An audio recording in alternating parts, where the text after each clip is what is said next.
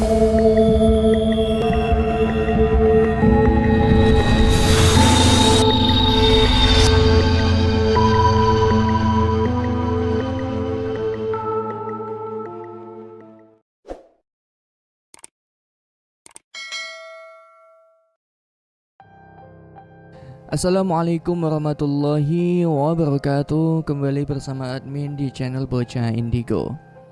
Seperti biasanya pada kali ini saya akan membagikan sebuah kisah lanjutan dari kemarin yang berjudul Santet Lowo Ireng. Sebelum kita lanjut ke ceritanya, alangkah lebih baiknya kita berdoa bersama-sama terlebih dahulu. Al-Fatihah. A'udzubillahi minasyaitonirrajim. Bismillahirrahmanirrahim. Alhamdulillahirabbil alamin. Ar-Rahmanir-Rahim Maliki Yaumiddin. Iyyaka na'budu wa iyyaka nasta'in. Ihdinas siratal mustaqim. Siratal ladzina an'amta 'alaihim ghairil maghdubi 'alaihim waladdallin. Amin. Semoga kita senantiasa berada di lindungan Allah Subhanahu wa taala. Amin ya rabbal alamin.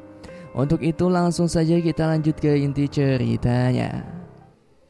Ayu dan Butimah menuju ke rumah sakit. Para warga yang melihat kondisi Butimah mulai bertanya-tanya, apa yang telah terjadi dengan wajah Butimah yang membelang itu? Muncullah banyak perspektif dangkal terkait munculnya penyakit aneh yang mengidap Butimah. Banyak warga yang mencibir jika Butimah melakukan serong terhadap orang lain. Cibiran itu membuat Ayu sedih. Ia tak tahu apa yang sebenarnya terjadi. Namun dia juga mempercayai ibunya sebagai seorang yang baik dan tidak pernah melakukan hal-hal yang berada di luar batas. Bu, kita naik angkot aja ya. Iya, gak apa-apa, Nduk. Ibu jangan dengerin omongan warga. Butimah hanya terdiam. Hatinya sedikit rapuh ketika sang anak mengucapkan kalimat itu tepat di hadapannya. Mereka berdua menunggu angkot untuk menuju ke rumah sakit yang dituju. Kurang lebih setengah jam lamanya, angkot pun tiba. Butimah masuk terlebih dahulu, disusul oleh Ayu. Mereka berdua langsung mencari tempat yang nyaman di bagian belakang. Tampak para warga yang mencibir Butimah masih berkerumun di depan gapura. Suaranya masih terdengar jelas di telinga Ayu. Palingan dia main serong. Udah kegetalan tuh bawahnya, makanya wajahnya belang. Halah, wanita tua renta aja masih sok perawan. Terkadang manusia yang tidak memahami kondisi dan keadaan yang sebenarnya akan selalu berucap dengan mulut kosongnya, tanpa tahu yang diucapkannya adalah sebuah fitnah dan kebohongan besar. Banyak orang yang raganya hidup namun jiwanya mati. Hatinya telah membatu karena penyakit hati yang mengidapnya. Kasus Butimah yang kenyataannya terkena santet kini berubah menjadi rumor yang mengerikan. Mereka saling tuduh-menuduh dan saling berperspektif liar terhadap fakta yang tidak mereka ketahui sebelumnya. Dan memang benar, tidak semua manusia diciptakan untuk saling tolong-menolong ketika ada salah satunya yang sedang berada di kondisi yang terpuruk. Wanita janda disebut-sebut sebagai biang kerok. Mereka selalu mengarahkan alat vital sebagai tuntutan utama ketika banyaknya permasalahan yang muncul. Ayu tidak kuat menahan rasa emosinya. Ingin rasanya ia membungkam satu persatu mulut para warga yang benar-benar telah membuatnya sedih dan malu ibunya sendiri. Namun didikan Ibu Timah tidak seperti itu. Butimah memberikan sebuah pembelajaran pada Ayu mengenai jalan kehidupan yang selanjutnya. Akan ada masa di mana Ayu akan merasa dikucilkan oleh warga karena bukan kesalahannya, dan mulut-mulut orang yang tidak mengetahui hal itu akan terus menuntut pada fitnah dan menyebarkan kebohongan. Duk, gimana keadaan Laras sama Rangga? Alhamdulillah Bu, mereka masih bisa diselamatkan. Kamu nyaman gak di Jakarta? Ayu tersenyum sambil meneteskan air mata. Ia masih tak percaya jika selama ini doa ibunya lah yang paling manjur. Kamu kenapa nangis, Duk? Ayu takut, Bu. Takut kenapa, Duk? Apa di Jakarta ada orang yang menjahatimu? Aku takut kehilangan ibu, Rangga dan Laras. Astagfirullah, Duk. Berprasangkalah yang baik pada Allah. Aku gak mau kehilangan keluargaku lagi, Bu. Tangisan Ayu terdengar oleh sang supir. Ia sesekali menoleh ke arah belakang. Bu, ini turun di mana ya? Tanya supir. Oh nggih Pak, turun di depan jalan besar itu saja. Oke, siap. Angkot itu turun tepat di jalan yang diminta Ayu. Ayu dan Butima segera turun dari angkot dan langsung mencari becak untuk menuju ke rumah sakit yang jaraknya tidak terlalu jauh dari tempat mereka turun. Sementara itu, Anwar masih memperhatikan bayangan hitam besar yang memiliki tanduk aneh di bagian dahinya. Ia meyakini kalau yang sedang ada di hadapannya bukanlah manusia. Perlahan Anwar mendekati sosok itu, namun sosok itu perlahan mundur karena mengetahui jika Anwar akan mendekatinya. Dengan cepat, Anwar pun langsung keluar dan mendapati sosok itu sedang berada di dekat sebuah ruangan yang ada di seberangnya. Astagfirullahaladzim. Anwar melihat dengan mata kepalanya sendiri kalau yang ada di hadapannya bukanlah manusia, melainkan jin hitam yang biasa digunakan untuk menyerang seseorang sebagai media santet. Jin hitam itu perlahan memberikan teka-teki pada Anwar terkait kejadian yang menimpa pada Laras dan juga Rangga. Kedua tangan jin hitam itu diperlihatkan ke arah Anwar dan terlihat sobekan baju yang penuh darah dan beberapa helai rambut yang sudah rontok yang ia dapat entah dari mana. Setelah Anwar coba amati baik-baik, ternyata sobekan baju itu berasal dari baju milik Rangga dan beberapa helai rambut yang dipegangnya di bagian kanan tangannya itu adalah milik Laras. Anwar masih belum paham apa yang sebenarnya yang diinginkan oleh jin hitam itu. Pintu ruangan Laras dan juga Rangga masih terbuka lebar. Sesekali Anwar menatap ke arah mereka berdua karena sesuatu yang akan terjadi ketika jin hitam itu mulai menggerak-gerakkan kedua tangannya. Dan benar saja, yang dipikirkan oleh Anwar benar-benar terjadi. Jin hitam itu meremas-remas masing-masing benda yang berada di bagian kanan kirinya. Ia meremas baju milik Rangga, dan seketika Rangga berteriak kesakitan sambil memegangi bagian perutnya. Dan ketika si jin hitam itu meremas rambut milik Laras, dengan seketika Laras merintih kesakitan sambil memegangi dahinya. Jin hitam itu tertawa dengan kencang hingga membuat dedaunan yang ada di sekitar pohon berjatuhan di hadapannya. Giginya yang penuh taring seakan-akan ingin menggerogoti seluruh jiwa yang dimiliki oleh Laras dan Rangga yang menjadi tujuan utamanya. Bajingan, aja diteruske. Teriak Anwar membuat orang-orang di sekitar keheranan. Ia sendiri seperti layaknya orang gila yang sedang berbicara pada sesuatu yang tidak terlihat jelas mata. Namun tidak bagi Anwar. Ia melihat sosok jin hitam itu sedang tertawa terbahak-bahak sambil meremas potongan pakaian milik Rangga dan beberapa helai rambut Laras. Aja diteruske. Jin hitam itu makin menjadi-jadi. Ia menggerak-gerakkan kepalanya ke kanan dan ke kiri seperti kegirangan dengan apa yang dilihatnya sekarang. Ojo diteruske, teriak Anwar. Bersamaan dengan itu, Ayu dan Butima datang dan melihat Anwar sedang menangis di hadapan ruangan Rangga dan Laras. Anwar, teriak Ayu. Anwar tersentak dengan suara Ayu yang menggelegar. Ia kemudian melihat ke arah jin hitam yang berpaling ke arah Ayu dan juga Butima. Yuk, ojo mrene, ojo mrene. Ayu dan Butima langsung terhenti.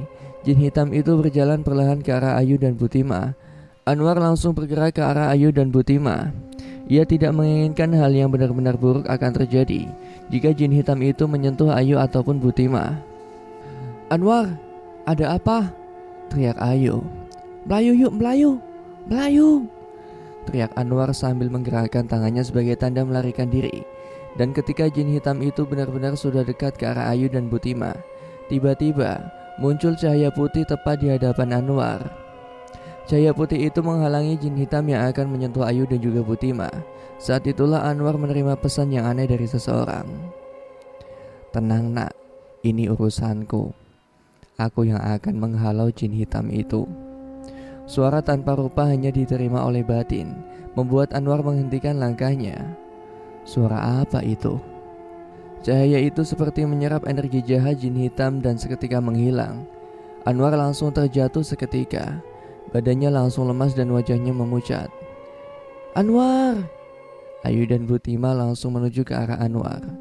Beberapa suster dan petugas medis langsung berlarian ke arah Anwar juga. Ayu memberikan air putih pada Anwar dan menyuruhnya untuk meminum agar bisa lebih tenang kembali. Perhatian Ayu pada Anwar membuat Butimah sedikit memahami jika Ayu benar-benar membutuhkan sosok pelindung baik untuk dirinya ataupun keluarganya. Matur nuwun yuk.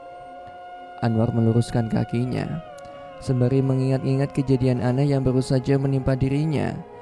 Anwar terpaku di saat Butimah meliriknya terus-menerus. Bu, kenalin, ini Anwar, teman kerjaku di Jakarta.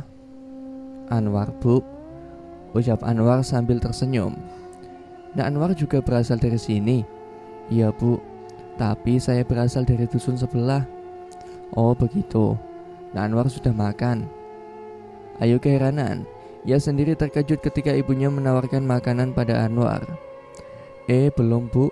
Sebentar lagi mau makan, jawab Anwar dengan gugup. Sambil memperhatikan Ayu, Butimah langsung memahami sedikit mengenai hubungan keduanya. Ayo kita makan dulu. Kebetulan tadi Ayu sudah beli makanan. Oh nggih Bu, nggih. Anwar tersipu malu melihat tingkah Butimah yang sangat perhatian padanya.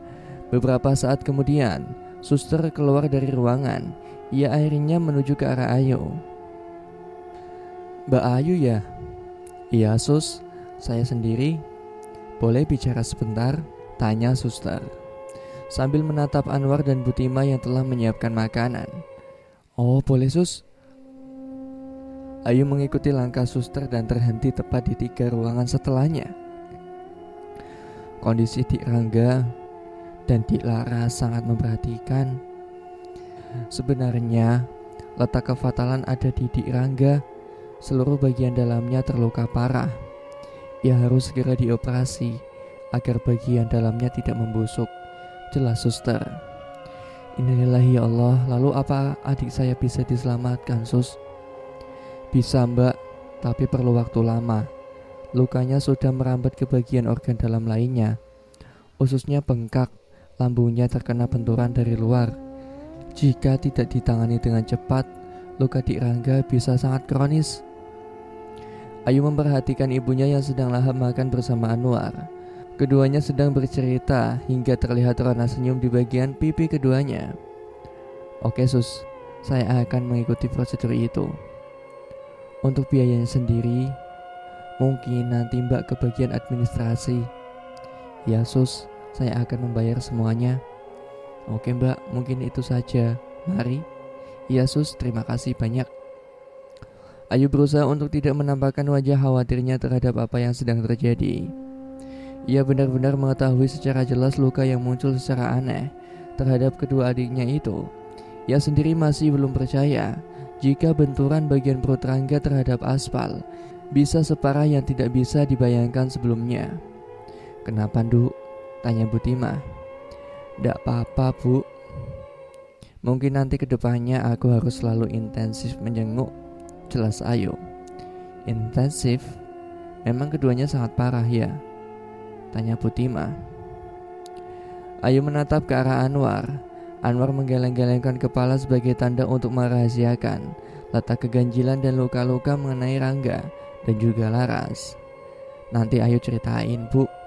Ibu lanjut makan dulu. Butimah kembali melanjutkan percakapan.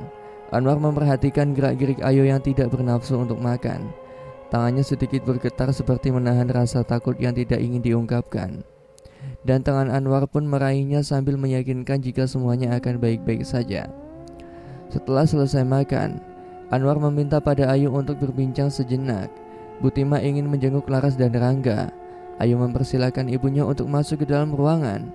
Setelah Butimah masuk ke dalam ruangan, Anwar pun langsung menyeret Ayu. Yuk, kita harus segera bawa pindah Rangga dan Laras, ucap Anwar. Hah? Pindah kemana? Kemanapun, asalkan jangan di rumah sakit ini. Gak bisa, di sini gak ada rumah sakit lagi. Bawa ke Jakarta yuk, semua biaya biar aku yang tanggung. Gak mas, gak mungkin dengan kondisi kayak gini mereka dibawa ke Jakarta. Tapi yuk, tapi apa? Ayu melihat dengan jelas kekhawatiran yang ditampakkan oleh Anwar. Rangga dan Laras memang sudah diincar. Dek, Ayu langsung menatap ke ruangannya. Ia sendiri merasakan apa yang dirasakan oleh Anwar sebelumnya. Namun Ayu belum menyadari secara dalam. Maksud kamu? Tanya Ayu. Aku baru aja melihat dengan jelas yuk. Sosok jin hitam yang meremas sebaikan pakaian milik Rangga dan beberapa helai rambut milik Laras. Jin hitam itu hendak membunuh keduanya. Menanggapi hal ini, Ayu semakin takut. Tubuhnya bergetar hebat. Berarti selama ini jangan-jangan kedua adikku, ucap itu sambil menatap ke arah ruangan lagi. Sudah disantet, jelas Ayu. Tiba-tiba Bu Timah keluar dari ruangan. Duk, kok perut Rangga selalu keluar darah? Tanya Ibu Timah. Darah, Bu? Tanya Ayu dan Anwar. Anwar langsung berlari ke arah ruangan dokter. Sepertinya akan terjadi sesuatu pada Rangga. Dokter bersama dengan 2 suster langsung mendatangi ruangan Rangga dan Laras. Bu Timah mulai panik. Ada apa, Nduk? Tanya Bu Timah. Gak ada apa-apa, Bu. Ibu yang tenang ya. Dokter sedang berusaha buat memberhentikan pendarahan Rangga karena mungkin lukanya cukup serius, jelas Ayu. Loh, tadi katanya Rangga gak apa-apa, Dek.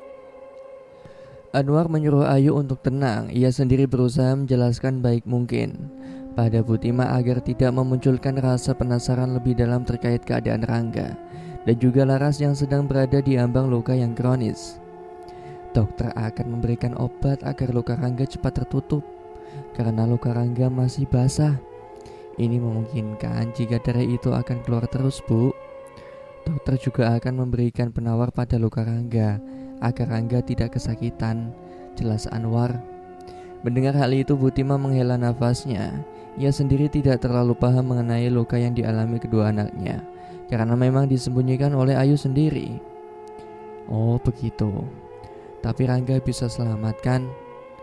Anwar memegang pundak Bu Timah seraya berkata, Insya Allah, Bu, Rangga dan Laras akan sembuh dan bisa menjaga ibu lagi, senyum Anwar. Ayu terharu mendengarnya. Baru kali ini ia menemukan sosok laki-laki yang benar-benar peduli padanya dan juga keluarganya. Beberapa saat kemudian, dokter dan kedua suster keluar. Gimana, Dok? Keadaan adik saya? Tanya Ayu. Mungkin untuk sementara waktu keduanya jangan dijenguk terlebih dahulu karena takutnya akan mengganggu ketenangan mereka berdua. Pasien harus istirahat yang cukup agar lukanya cepat menutup dan bisa sembuh dengan cepat, ucap dokter. Alhamdulillah, Dok. Aku minta tolong sama kamu, sembuhkan kedua anakku ya, Dok. Ucap Bu Timah membuat Ayu benar-benar merasa bersalah karena dirinya tidak bisa mengawasi Bu Timah yang ditinggalkan di kampung. Ya, Bu, kami akan sekuat tenaga membantu penyembuhan. Perbanyak doa ya, Bu. Siapa? Terima kasih banyak ya. Bersamaan dengan itu waktu adzan berkumandang. Bu Timah langsung menarik tangan Ayu untuk menuju ke musola terdekat. Bu, mau kemana? Tanya Ayu. Loh, kok kamu tanya? Kita harus menghadap Allah. Kita harus doakan Rangga dan Laras. Tapi Bu, aku memang sedang tidak sholat, jelas Ayu. Nduk, kok kamu mikirnya gitu? Apakah kalau kamu tidak sholat lalu kamu lupa sama Tuhanmu? Tanya Bu Timah. Ucapan Bu Timah membuat Ayu dan Anwar tertampar. Keduanya benar-benar merasa tercambuk dengan nasihat yang sangat dalam itu. Akhirnya mereka bertiga pun menuju ke musola untuk menunaikan sholat asar. Sesampainya di musola, Ayu hanya duduk dekat ruangan yang memang sedikit berjarak terhadap musola, sambil memperhatikan ibunya dan juga Anwar yang hendak menunaikan sholat. Ayu teringat akan didikan bapaknya yang benar-benar keras ketika anak-anaknya tidak ingin sholat. Pak, Ayu kangen, ucap Ayu sambil meneteskan air mata. Seusai sholat, Anwar tidak langsung keluar musola. Ia menunggu Bu Timah yang sedang memanjatkan doa. Anwar pun menunggu didekati tirai pembatas antara makmum laki-laki dan makmum perempuan sembari berzikir. Namun hatinya terdegup kencang ketika ada sebuah doa yang dipanjatkan oleh seorang wanita yang ia kenali suaranya. Ya Allah, ya Gusti, yang maha memberi kesehatan dan memberi kehidupan, terimalah ratapan doa hamba-Mu yang benar-benar ikhlas, menjadikan hidup ini sebagai jalan menuju akhirat-Mu. Engkau yang maha mengetahui akan sesuatu yang tidak diketahui oleh hamba-hambanya. Bukakanlah kebaikan terhadap kami semua, agar kejahatan orang-orang yang ingin menghancurkan kami benar-benar dapat tertutup.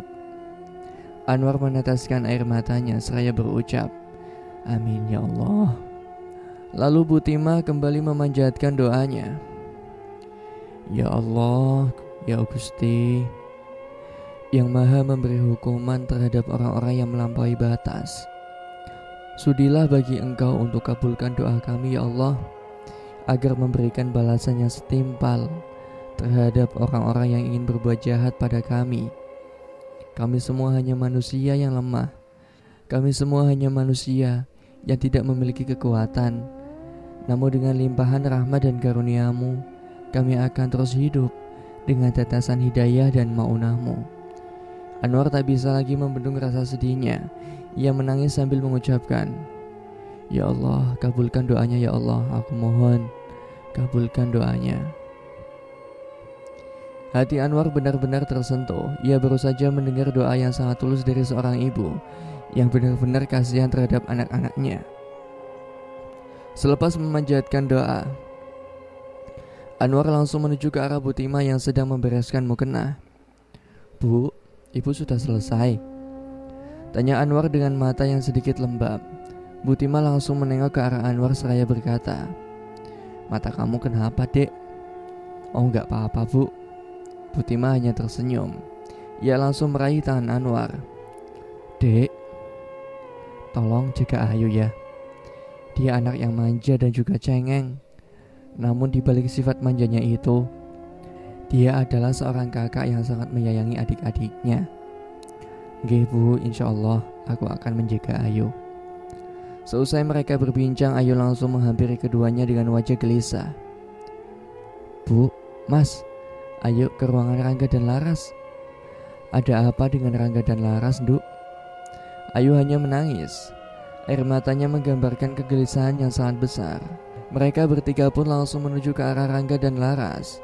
Namun belum juga sampai, mereka sudah mendengarkan teriakan Rangga yang sedang menghadapi para suster dan dokter ketika hendak menghalau Rangga.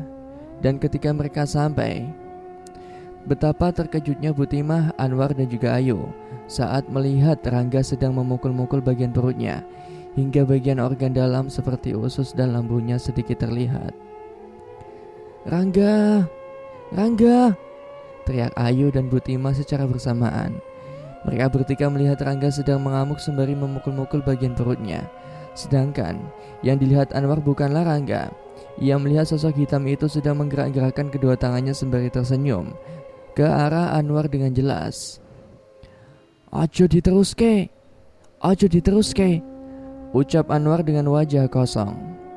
Namun sosok hitam itu kegirangan di saat kedua anggota keluarganya lainnya yaitu Butimah dan Ayu sedang berusaha membantu para dokter dan suster yang ingin menghentikan Rangga. Ajo diteruske, aku mohon, Rangga iso mati, teriak Anwar. Anwar, bantu aku, tangannya gak iso diem. Anwar langsung tersentak mendengar teriakan Ayu. Namun tetesan demi tetesan darah dari perut Rangga keluar.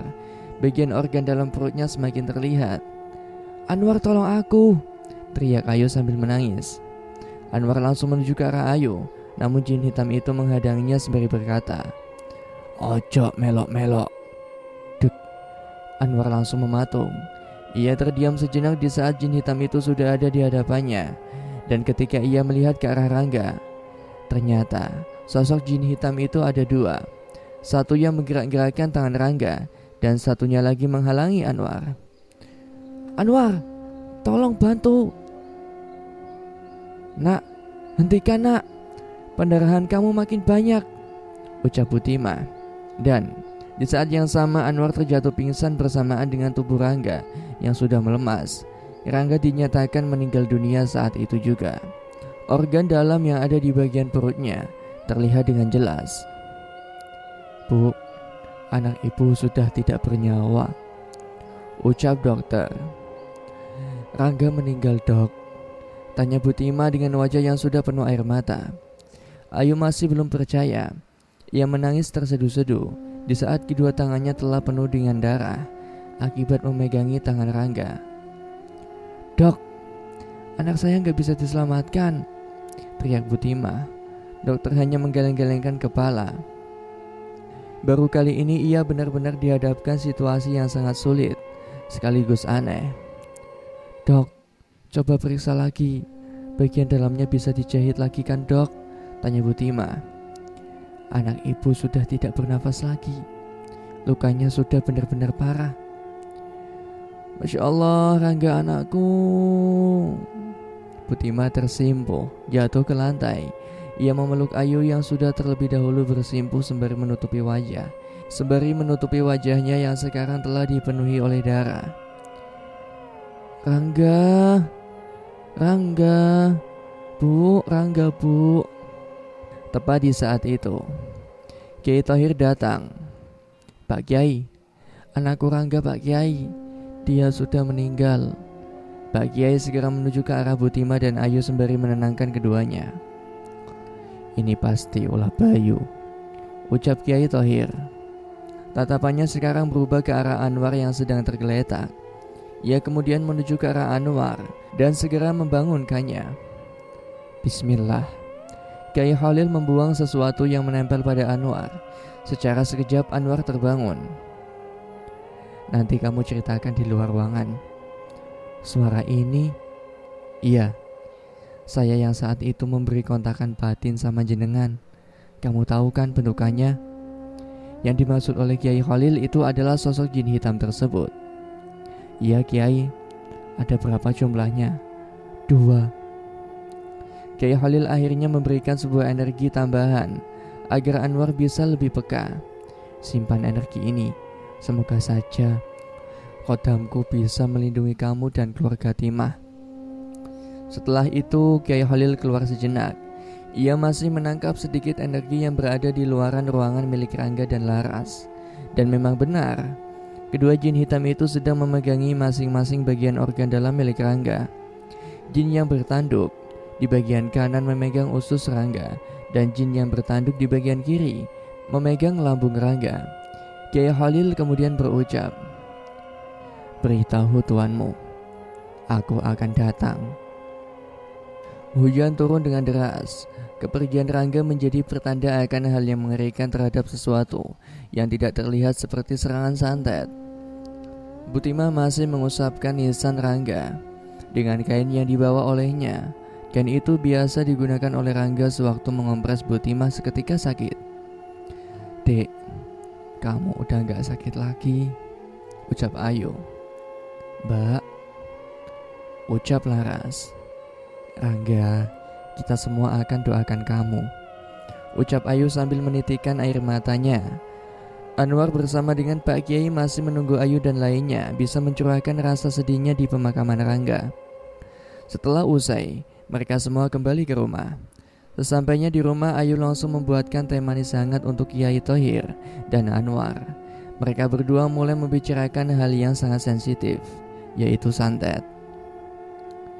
Kematian Rangga bukanlah hal pertama yang sangat misterius, jelas Pak Kiai. Mereka menyimak mengenai apa yang disampaikan oleh Pak Kiai. Sudah berpuluh-puluh tahun, santet ini memang sangat dikenal dan sangat mengerikan. Semua korbannya telah lebih dulu dijadikan sebagai target. Yang menjadi kesulitan di sini adalah ranah hukum yang tidak begitu kuat, karena santet tidak meninggalkan barang bukti. Mendengar hal itu, mereka semua mulai menerima kematian Rangga. Tapi, tidak semua hal yang seperti itu tidak bisa didiamkan begitu saja. Kita semua juga harus saling waspada satu sama lain.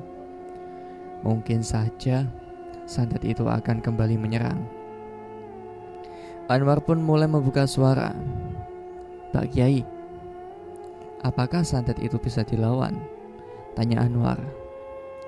"Semua hal yang ada di dunia ini tidak ada apa-apanya dengan kuasa Allah," jelas Kiai. "Lalu bagaimana dengan santet jenis ini, Pak Kiai?"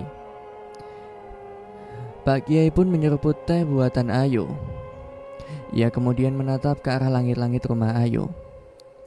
Santet ini dinamakan santet Lowo Ireng. Santet yang menyerang korbannya dengan cara mencelakainya di jalanan hingga berujung pada kecelakaan maut. Namun itu tidak terlalu kuat secara logis, karena pihak kepolisian akan mengira itu adalah kecelakaan maut, bukan kecelakaan dikarenakan santet. Jelas Pak Kiai. Bu Timah mulai memegangi wajahnya, yang kondisinya warna belangnya sudah hampir menyeluruh ke seluruh wajah. Karena itu, untuk sekarang, cobalah untuk tidak keluar-keluar mengenakan kendaraan terlebih dahulu. Itu memang tidak bisa dikatakan sebagai larangan, namun sebagai kewaspadaan. Santet itu bisa menyerang saat-saat tertentu. Jelas Pak Kiai. Berarti santet itu hanya menyerang ketika kita berada dalam kendaraan, Pak? Tanya Anwar. Selebihnya seperti itu, namun ada sesuatu yang kita sadari, ucap Pak Kiai. Ayu mulai angkat bicara. Apakah itu serangan lain? Tanya Ayu. Benar. Serangan itu bisa dilakukan oleh sosok jin hitam peliharaan yang sudah dulu dipergunakan untuk mencelakakan para korbannya. Jelas Pak Kiai.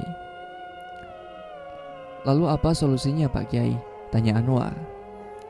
Pelaku santet harus benar-benar terbunuh dalam hal ini. Jelas Pak Kiai. Ayu mulai menyadari teka-teki sulit ini. Ia juga memahami apa yang dimaksud oleh Kiai Thohir terkait pelaku yang dimaksud. Berarti jika kita memang bisa membunuh pelakunya, maka semua akan hilang. Tanya Ayu. Kira-kira seperti itu. Hujan mulai reda. Pak Kiai mulai menyeruput tehnya kembali. Ia pun berpamitan pada keluarga Ayu karena ada sesuatu yang harus ia lakukan. Anwar, malam ini kamu tidak sibuk? Tanya Pak Kiai. Tidak Kiai, jawab Anwar. Malam ini ada sesuatu yang harus kamu ketahui. Jelas Pak Kiai. Anwar menatap Ayu. Ia tak tahu harus berbuat apa-apa. Namun Ayu hanya menjawab dengan anggukan kepalanya. Insya Allah, rumah ini sudah aku tanam pagar gaib, jadi serangan tidak akan bisa tembus. Mendengar jawaban Pak Kiai, Anwar menjadi lebih tenang. Tepat di malam hari, Pak Kiai memberitahu pada Anwar mengenai 2 jin hitam itu. Pak Kiai menyebutkan jika 2 jin hitam itu bagian dari wadah yang diisi oleh korin yang memiliki energi jahat yang sangat pekat. 2 jin hitam itu juga diisi oleh ilmu hitam hingga memungkinkan adanya gesekan energi antara Pak Kiai dengan pelaku santet tersebut. Jika kita bisa menangkap 1 jin hitam itu, maka akan terbongkar semua. Jelas Pak Kiai. Anwar hanya mengikuti apa yang menjadi perintah Pak Kiai. Sekarang kita akan memasuki sebuah gerbang di mana tidak ada satupun para manusia yang bisa memasukinya. Gerbang itu disebut sebagai portal gaib. Tiap portal gaib itu memiliki lapisan tertentu. Jelas Pak Kiai. Maksudnya lapisan tersebut itu gimana Pak Kiai? Lapisan tersebut seperti dinding pembatas. Lapisan pertama dapat dirasakan oleh manusia, sehingga mereka makhluk halus yang berada di lapisan itu, maka ia dapat dirasakan oleh manusia. Artinya, jika manusia menyentuh mereka, maka manusia sendiri bisa terkena dampak dari energi yang ditamparkan oleh mereka. Jika disimpulkan dengan lebih mudah, yang dimaksud lapisan tersebut adalah dinding pembatas. Artinya tiap lapisan memiliki dampaknya tersendiri. Jika manusia tersentuh dengan para makhluk halus di lapisan pertama, maka ia akan terkena dampak energi dari makhluk tersebut. Resikonya adalah bisa ketempelan, bisa juga sampai menyebabkan terkena sawan atau sakit. Karena itu tidak heran jika jin hitam itu mampu diketahui oleh Anwar, karena memang dua jin hitam itu sedang berada di lapisan pertama. Begitu juga saat kejadian kecelakaan yang menyerang Rangga dan Laras. Dua jin hitam itu mengambil bagian dari dimensi manusia yang bisa menyebabkan adanya benturan energi di antara keduanya. Karena itu akan lebih mudah Pak Kiai menginterogasi dua jin hitam atau salah satunya, karena memang lapisan pertama ini sangat mudah dirasakan oleh Pak Kiai. Terlepas dari itu, Pak Kiai dapat menangkap jin hitam itu secara bertahap. Lalu, bagaimana dengan pelaku pesugihan? Tanya Anwar. Kita bisa memanfaatkan keadaan dengan cara membalikan perintah. Jelas Yai Khalil. Membalikan perintah? Tanya Anwar. Iya benar, kita bisa gunakan salah satu dari mereka untuk dijadikannya sebagai senjata dan mampu menyerang tuannya tanpa perintah dari tuannya. Jelas Kiai Khalil. Anwar sedikit demi sedikit memahami apa yang dipaparkan oleh Kiai. Namun ia masih sedikit kebingungan dengan tata cara yang akan dilakukan oleh Kiai agar bisa menarik salah satu dari dua jin hitam itu. Pejamkan matamu nak, kita harus segera menangkapnya sekarang. Jelas Pak Kiai. Anwar kemudian memejamkan mata. Ia juga disuruh melakukan beberapa bacaan tersebut dan memegang salah satu tangan Pak Kiai agar bisa menarik salah satu dari jin hitam itu.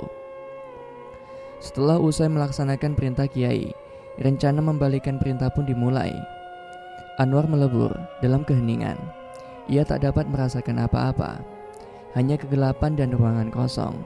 Sayup-sayup ia mendengar sebuah gerbang terbuka. Portal gaib terbuka jelas. Masuk ke dalam. Di sana akan banyak sesuatu yang tidak kau ketahui. Anwar pun masuk ke dalam sebuah gerbang. Ia kemudian mendengar suara aneh yang belum terdengar selama ini, selama ia berada di dunia nyata. Suara itu bergema sangatlah kuat hingga membuat seluruh tubuh Anwar menjadi kaku. Namun di sela-sela tubuh Anwar tak mampu digerakkan. Ada tangan yang menepuknya dari belakang dan memberikan sedikit dorongan energi pada tubuh Anwar. Teruslah maju. Suara itu mirip seperti suara yang Anwar temui saat berada di rumah sakit. Anwar terus melangkah maju. Namun semakin dirinya melangkah maju, bau busuk dan aura merinding semakin menguat. Karena tidak sanggup untuk masuk terlalu dalam, akhirnya Anwar terbangun. Bersamaan dengan itu, Pak Kiai juga membuka kedua matanya. Pak Kiai, kita gagal. Pak Kiai hanya tersenyum. Ia kemudian memegang kedua tangan Anwar. Aku titip keluarga Timah. Kamu akan menjadi saksi dari perjalanan ini. Apa maksudnya Kiai? Aku yang akan berkunjung sendirian ke sana. Tapi di sana sangat busuk dan gelap. Belum lagi aura negatif yang sangat kuat. Aku lebih percaya akan kekuatan cahaya Tuhan. Anwar hanya terdiam. Ia tak lagi bisa menyela berbagai asumsi yang dilontarkan oleh Kiai, karena memang bukan tingkatan manusia sepertinya. Anwar tak percaya. Ternyata untuk mematahkan santet ini harus beradu nyawa. Jika memang cara satu-satunya harus ada yang dikorbankan, mungkin Anwar memilih dirinya untuk jadi korban. Ia tak mau orang sebaik Kiai gugur terlebih dahulu. Sekarang pulanglah. Kamu sudah hebat karena telah memasuki gerbang itu. Tapi Kiai, bagaimana dengan Kiai? Allah yang akan menjaga aku. Anwar melihat tatapan Pak Kiai begitu tulus. Hatinya benar-benar sehalus sutra. Memang benar, semakin dekat seorang hamba terhadap Tuhannya, maka pengabdian pada Tuhan akan semakin besar. Anwar pun berpamitan pada Pak Kiai. Semenjak kematian Rangga, banyak orang-orang di sekitar yang lebih sering dalam rumah. Selain itu, setelah bertahun-tahun semenjak kejadian Rangga, orang-orang dusun semakin waspada mengenai serangan-serangan berikutnya. Pak Bayu menunggu waktu yang tepat. Sudah lama dirinya hendak mengincar keluarga Timah, namun hanya Rangga yang berhasil dibunuh. Ia sendiri kebingungan untuk mencari pengganti dari korban berikutnya karena berhasil diselamatkan oleh Pak Kiai. "Mbah, apakah kedua jin itu masih menagih rogo?" tanya Pak Bayu. "Mereka berdua selalu mendatangiku tiap malam. Aku tak tahu harus bagaimana." "Lalu apa yang harus aku lakukan, Mbah?" "Untuk sekarang, membunuh salah satu keluarga Timah merupakan strategi bunuh diri. Jadi, kita tidak punya pilihan lain selain mengorbankan nyawa." Jelas dukun itu. "Korbankan nyawa, Mbah?" "Sudah 9 tahun semenjak kejadian itu berlangsung. Seluruh keluarga Timah dijaga oleh Khodam Kiai itu. Aku tidak bisa menembus, bahkan menyerangnya." "Lalu bagaimana solusinya, Mbah?" "Anakmu harus ditumbalkan. Tapi Mbah, pilihlah salah satu, dirimu yang akan ditumbalkan atau anakmu." Pak Bayu tidak bisa menolak pilihan sulit itu. Ia hanya menyerahkan kedua tangannya untuk disegerakan melakukan ritual. Sret. Darah segar mengalir deras dari kedua telapak tangan Pak Bayu. Pak Bayu tidak memiliki pilihan lain selain menumbalkan anak semata wayangnya itu. "Buatlah fitnah di esok hari. Pemakaman anakmu biar aku yang mengurus." "Siap, Mbah." Pak Bayu pun langsung kembali ke rumahnya.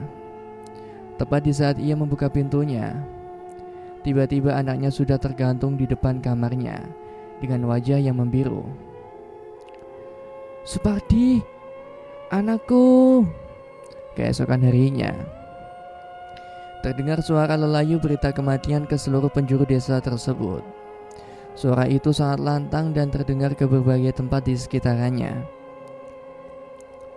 "Supardi Wesedo," teriak salah satu warga. Para warga yang mendengar berita kematian itu langsung terkejut. Pasalnya, Supardi tidak dalam keadaan sakit, bahkan dirinya sendiri jarang keluar rumah. "Loh Pak, sing bener?" tanya salah satu warga. "Iya Pak, meninggal misterius. Wajahnya lebam semua, seperti dihajar massa." Berita kematian Supardi benar-benar menggegerkan dusun tersebut. Banyak orang yang bertanya-tanya, bahkan menjuliti kematian dari Supardi sendiri. Dengar-dengar, kematian Supardi karena ditumbalkan oleh bapaknya. "Hei, sing bener kowe Bu, jangan bikin fitnah. Kan bapaknya bekerja sama dengan dukun, atau jangan-jangan dia kena santet." "Hei, sing bener Bu, jangan bikin fitnah. Kena santet? Kan Pak Bayu pernah nyantet orang. Siapa tahu keluarga yang disantet itu tidak terima." Berbagai asumsi terus mengalir ke ranah masyarakat. Banyak orang yang benar-benar tidak paham akan kematian misterius yang dialami oleh Supardi. Sementara itu, rumah Bu Timah langsung didatangi oleh Pak Bayu. "Timah, keluar kamu.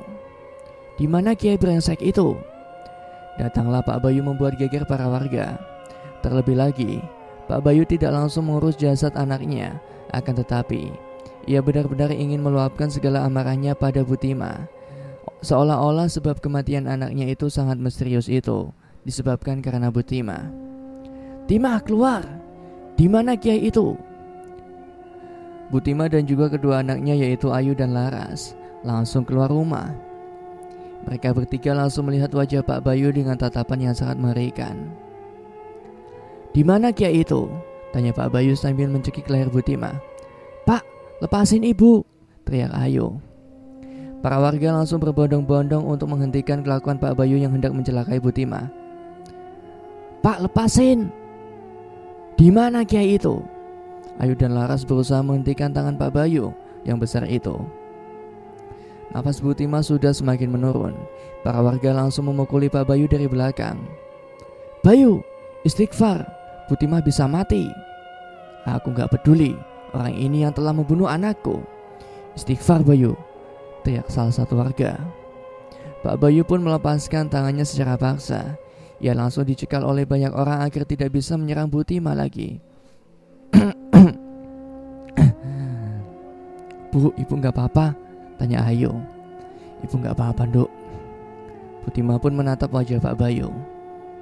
Ia lalu mendekat secara perlahan ke arah Pak Bayu.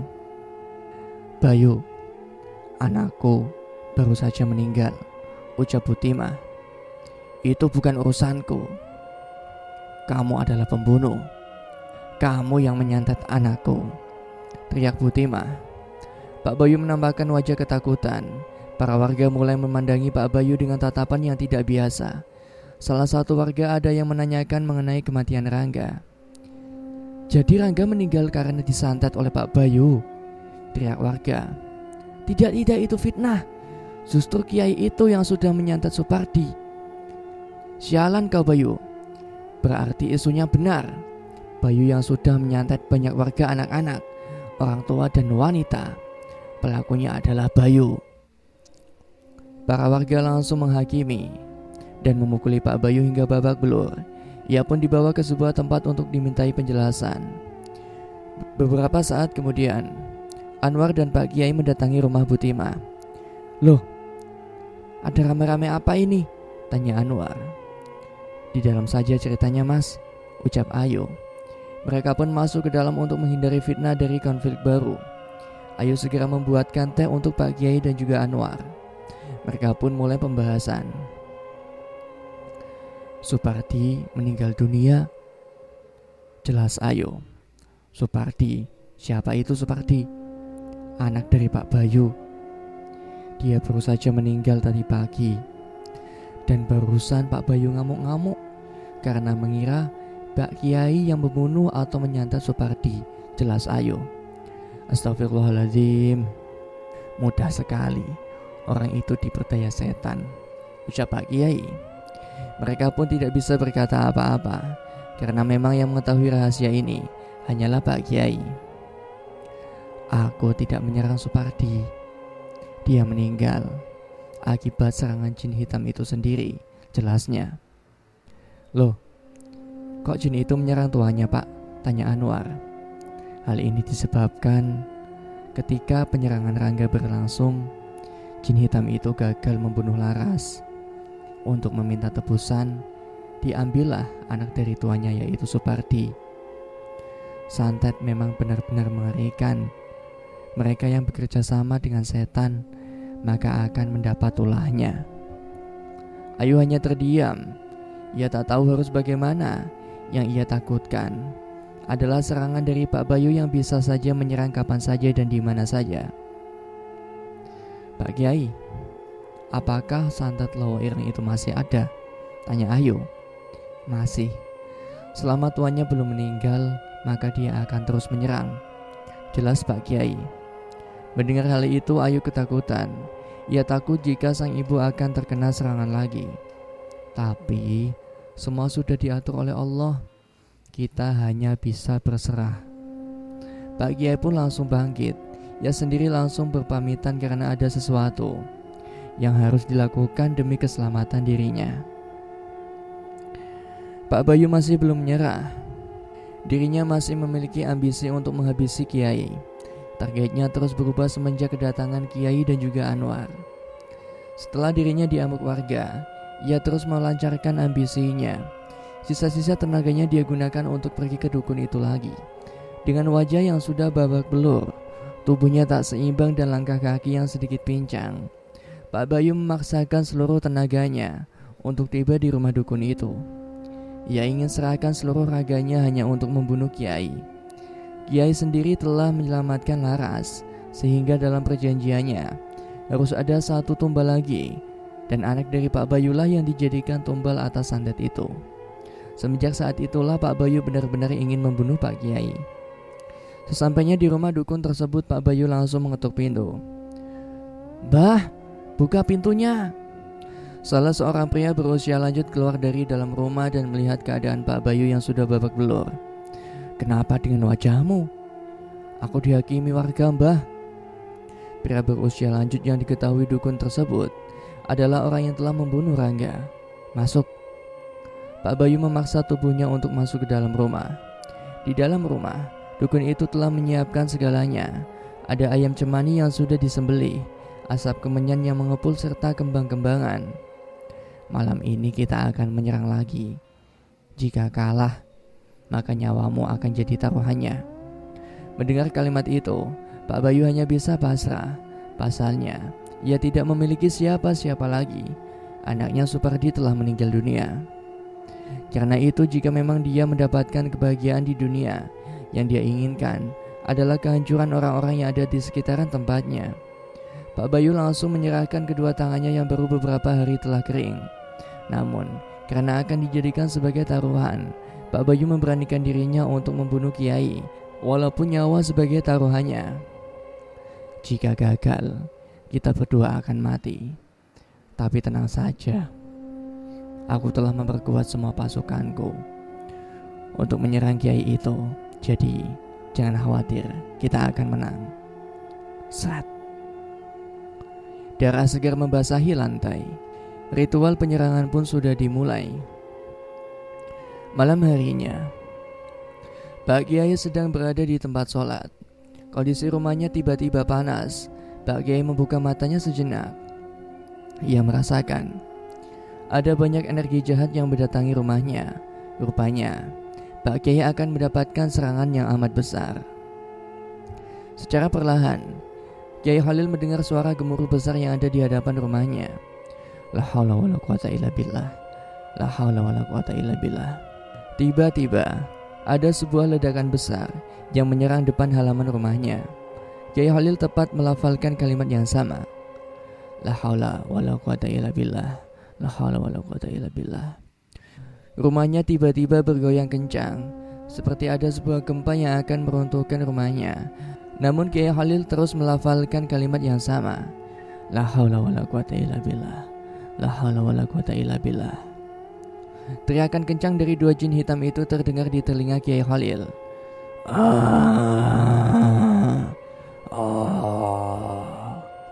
Hembusan angin langsung menerobos ke dalam dan menghancurkan pertahanan Kiai Khalil.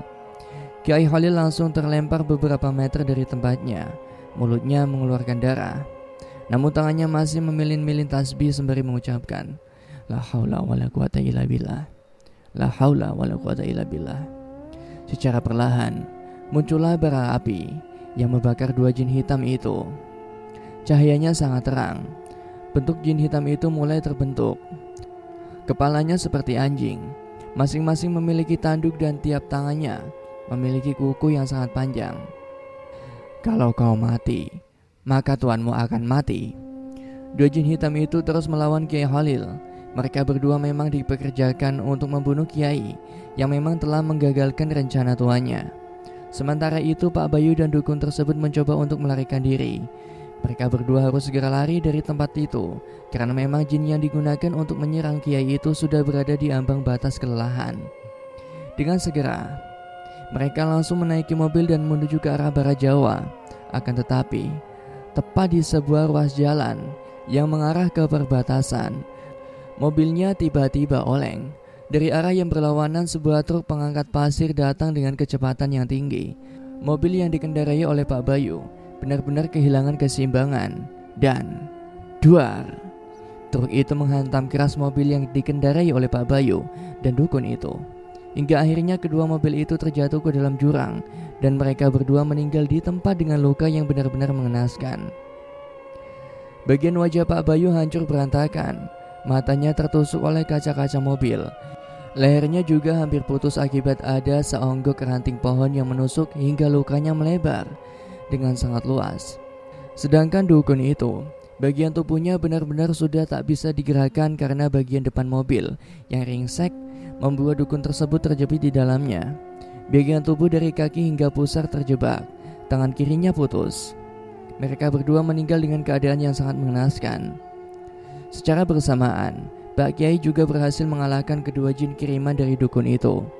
Dengan begitu usai sudah perjuangan Pak Kiai untuk menyelamatkan seluruh keluarga Butimah yang memang sudah diincar oleh Pak Bayu dan juga dukun itu. Namun, kesehatan Pak Kiai juga menurun dengan drastis.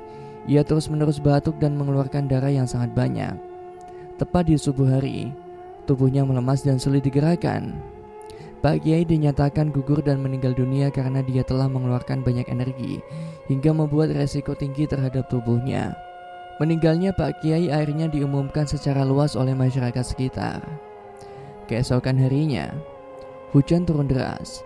Lantunan kalimat La ilaha illallah menggema ke seluruh dusun. Seluruh warga merasakan kesedihan yang mendalam atas meninggalnya seorang kiai yang sangat lembut dan santun sikapnya. Dengan meninggalnya Kiai Khalil, maka berakhir sudah kisah santet Lowo Ireng ini. Mereka yang selamat antara lain Butimah, Ayu, Laras, dan Anwar. Kisah ini diambil dari narasumber yang bernama Ayu, yang sekarang sedang berada di salah satu kota yang ada di Indonesia. Ayu sendiri sempat terpukul ketika hari penyerangan santet terhadap Pak Kiai berlangsung. Ia sendiri tidak menyangka jika orang yang menyelamatkannya adalah korban dari penyerangan santet itu. Demikianlah kisah yang dapat admin sampaikan.